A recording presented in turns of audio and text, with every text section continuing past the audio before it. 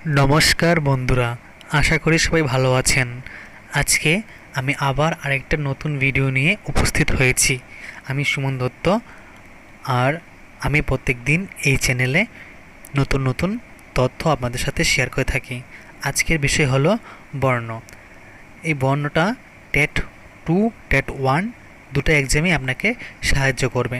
ঠিক আছে, টপিকটা হলো বর্ণ। চলুন আলোচনা করা যাক। আমরা জানি যে বর্ণ দুই প্রকার। ঠিক আছে, প্রথম বর্ণ কি? স্বরবর্ণ। তারপর কি আছে? ব্যঞ্জন বর্ণ। ঠিক আছে, মনে রাখবে। এই যে স্বরবর্ণ আছে, স্বরবর্ণ টোটাল হলো 11টি, আর ব্যঞ্জন বর্ণ হলো টোটাল হলো কয়টি?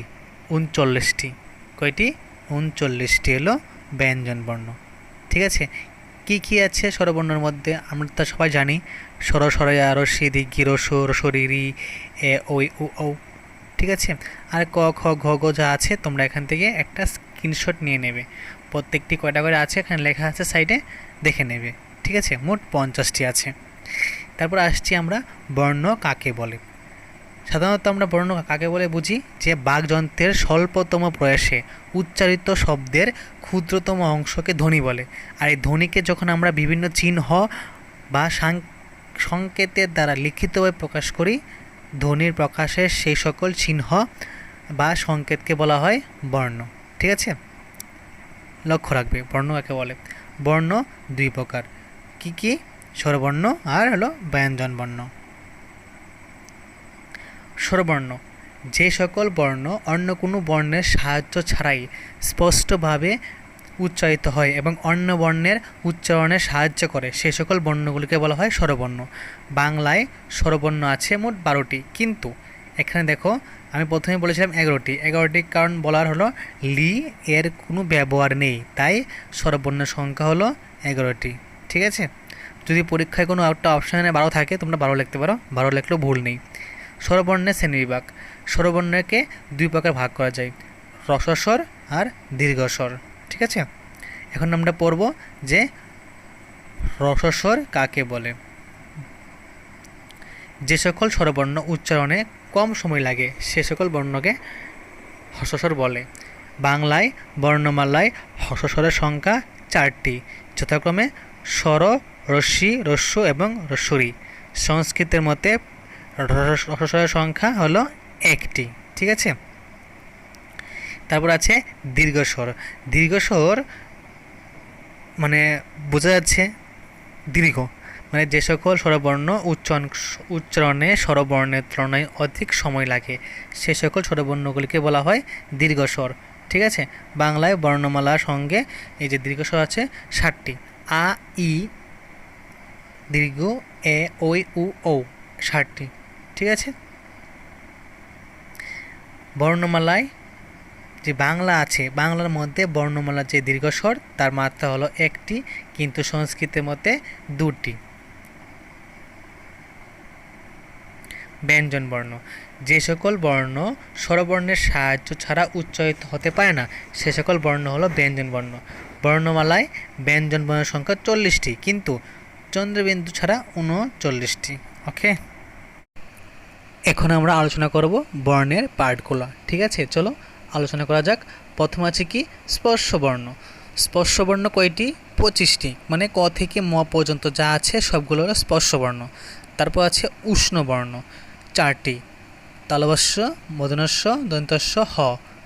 অন্তস্থ বর্ণ 4টি, অন্তস্থজ, অন্তস্তর, ল এবং ব। এটাকে ব বলে না, এটাকে বলে অন্তস্থজ ব। ওকে, তারণজাত বর্ণ 2টি, ডয়র আর ঢয়র। আশ্রয়স্থানভোগী বর্ণ অনুসার বিসর্গ 2টি, অবশিষ্ট বর্ণ 2টি, অন্তস্তীয়, খণ্ডেত্ব। ঠিক আছে, স্পর্শবর্ণ যে সকল বর্ণ উচ্চারণের সময় জিহ্বার কোনো না কোনো অংশ কণ্ঠ, তালু, মূর্ধা, দন্ত স্পর্শ করে, অবধারে সাথে উষ্ঠ স্পষ্ট করে সে সকল বর্ণকে বলা হয় স্পর্শবর্ণ। বাংলায় স্পর্শবর্ণের সংখ্যা হলো 25টি। আমরা এখন পড়লাম ক থেকে ম পর্যন্ত যা আছে সবগুলো হলো 25টি বর্ণ। তো আমরা জানলাম যে স্পর্শবর্ণ কাকে বলে। তারপরে আছে কি? তারপরে আছে উচ্চারণ অনুসারে স্পর্শ বর্ণকে বাংলায় 5 ভাগে ভাগ করা যায়, যেমন ক বর্গ, চ বর্গ, ট বর্গ, ত বর্গ এবং প বর্গ। ঠিক আছে, প্রত্যেকটা বর্গের মধ্যে 5টা করে থাকে পার্ট। তাহলে ক বর্গে কে কে থাকবে? ক, খ, গ, ঘ, উ, চ, ছ বর্গ, ঝ, ঝ, ঞ, ট, ঠ, ড, ঢ, মূর্ধন্য, ত, থ, দ, ধ, দন্তান্ন, প, ফ, ব, ভ, ম। পাঁচটার ভাগ। ঠিক আছে, এটা মনে রাখবে। ওকে, তারপর আছে উচ্চারণ রীতি বৈশিষ্ট্য অনুযায়ী যে ব্যঞ্জন বর্ণকে 5 ভাগে ভাগ করা যায়। একটা অল্পপ্রাণ, মহাপ্রাণ, অঘোষ, ঘোষ আর হলো অনুনাসিক। কি? একটা হলো অনুনাসিক বা নাসিক্য বর্ণ। খেয়াল রাখবে, এটা 5টা উচ্চারণের ভিত্তিতে ব্যঞ্জন বর্ণের ভাগ। এখন আলোচনা করব আমরা যে অল্পপ্রাণ কাকে বলে। যে সকল বর্ণ উচ্চারণের সময় ফুসফুস নির্গত বায়ু কম প্রবাহিত হয় সে সকল বর্ণকে বলা হয় অল্পপ্রাণ বর্ণ। যেমন বর্ণের প্রথম এবং তৃতীয় বর্ণ অল্পপ্রাণ বর্ণ। মানে আমরা যেখানে পড়ছি এখন এই যে 5টা পার্ট আছে, কোথায় পড়লাম? যেটা বর্গের প্রথমটা আর তৃতীয়টা হলো অল্পপ্রাণ, মানে ক, গ, তারপরে চ বর্গের জ, ট, ড, ত, দ, প, ব, এগুলো হলো কি? অল্পপ্রাণ বর্ণ। তোমরা দেখে নেবে, আশা করি শিখে যাবে, খুব সোজা। মহাপ্রাণ বর্ণ, যে সকল বর্ণ উচ্চারণের সময় ফুসফুস থেকে নির্গত বায়ু অধিক পরিমাণে বের হয় সে সকল বর্ণকে বলা হয় মহাপ্রাণ। অল্পপ্রাণ বর্ণের সাথে হ আকার জাতীয় নিঃশ্বাসযুক্ত ধ্বনি হলেই মহাপ্রাণ। স্পর্শ বর্ণের দ্বিতীয় এবং চতুর্থ বর্ণ মহাপ্রাণ বর্ণ নামে পরিচিত। ওকে, অঘোষ বর্ণ, যে সকল বর্ণ উচ্চারণের সময় কণ্ঠস্থ স্বতন্ত্রী অধিক কম্পিত না হওয়ার ফলে কণ্ঠস্বর অত্যন্ত মৃদু হয় সে সকল বর্ণকে বলা হয় অঘোষ বর্ণ। বর্গের বা বর্ণের প্রথম ও দ্বিতীয় বর্ণকে বলা হয় অঘোষ বর্ণ, যেমন তালস্য, মূর্ধন্যস্য, দন্তাস্য। তারপর আছে ঘোষ বর্ণ, যে সকল বর্ণ উচ্চারণের সময় স্বরতন্ত্রী অধিক পরিমাণে কম্পিত হওয়ায় কণ্ঠস্বর গভীর মনে হওয়ায় সেই সকল বর্ণকে বলা হয় ঘোষ বর্ণ। হ এবং স্পর্শ বর্ণের প্রতি বর্গের তৃতীয়, চতুর্থ, পঞ্চম বর্ণ হলো ঘোষ বর্ণ। মনে রাখবে, এই যে ক, এই যে বর্গ বর্ণ আছে 5টি বর্ণ যে ভাগ আছে, ক বর্গ, ক, চ, ত, ট, প, এই যে ভাগ আছে তার মধ্যে পঞ্চমটা হলো নাসিক্য বর্ণ। ঠিক আছে, পঞ্চমটা হলো নাসিক্য বর্ণ। এই যে আমরা এখন আসছি নাসিক্য বর্ণ, যে সকল বর্ণ উচ্চারণকালে মুখ মধ্যস্থ বায়ু কেবল মুখবিরের মধ্য দিয়ে নির্গত না হয়ে নাক দিয়ে নির্গত হয় সে সকল বর্ণকে বলা হয় নাসিক্য বর্ণ। অন্যান্য স্পর্শ বর্ণ অপেক্ষা নাসিক্য বর্ণ বেশিক্ষণ স্থায়ী হয়। খেয়াল রাখবে, স্পর্শ বর্ণের প্রতি বর্গের পঞ্চম বর্ণ নাসিক্য বর্ণ। আমি যারা বলেছিলাম কী কী আছে, ও, ইং, মূর্ধন্য, ঠিক আছে, এগুলো আছে। তারপর আছে কি?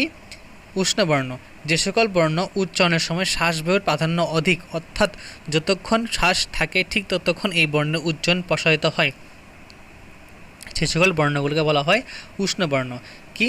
তালবাস্য, মূর্ধন্যস্য, দন্তাস্য এবং হ, এগুলো হলো উষ্ণবর্ণ। এগুলিকে আবার কি বলা হয়? এগুলিকে আবার বলা হয়, সরি ফর ইন্টারাপ্ট, এগুলিকে আর কি বলা হয়? এগুলিকে বলা হয় আবার শীষ বর্ণ বা শীষ ধ্বনি। ঠিক আছে, কারণ এগুলো শীষ দিতে সাহায্য করে। তারপর আছে কি? তারপর আছে অন্তস্থ বর্ণ, যে সকল বর্ণ উচ্চারণের সময় মুখবিরের সম্পূর্ণভাবে উন্মুক্তও থাকে না, আবার সম্পূর্ণরূপে বদ্ধ হয়ে থাকে না, অর্থাৎ উচ্চারণের স্বর ও ব্যঞ্জন এবং স্পর্শ এবং উষ্ণ বর্ণের মাঝামাঝি এই সকল বর্ণকে বলা হয় অন্তস্থ বর্ণ। যেমন অন্তস্থজ, অন্তস্তর, ল, অন্তস্থজ, ব, এগুলোকে বলা হয় অন্তস্থ বর্ণ। এই 4টি বর্ণের মধ্যে অন্তস্থজ এবং অন্তস্থজ ব অর্ধস্বর এবং র, ল তরল স্বর। মনে রাখবে, দুটো তরল স্বরের নাম হলে র আর ল, আর অর্ধস্বর হলো অন্তস্থজ আর অন্তস্থজ ব। তারপর আছে আশ্রয়স্থানভাগী বর্ণ, এমন কিছু বর্ণ আছে যেগুলি অন্যকে আশ্রয় ছাড়া নিচে উচ্চারণ হতে পারে না, সেগুলোকে বলা হয় আশ্রয়স্থানভাগী বর্ণ। আর বাংলায় ব্যঞ্জন বর্ণের মধ্যে আছেই দুটা, অনুস্বার, বিসর্গ, চন্দ্রবিন্দু, এগুলোই আছে, আর কিছুই নেই। এগুলোকে বলা হয় আশ্রয়স্থানভাগী বর্ণ।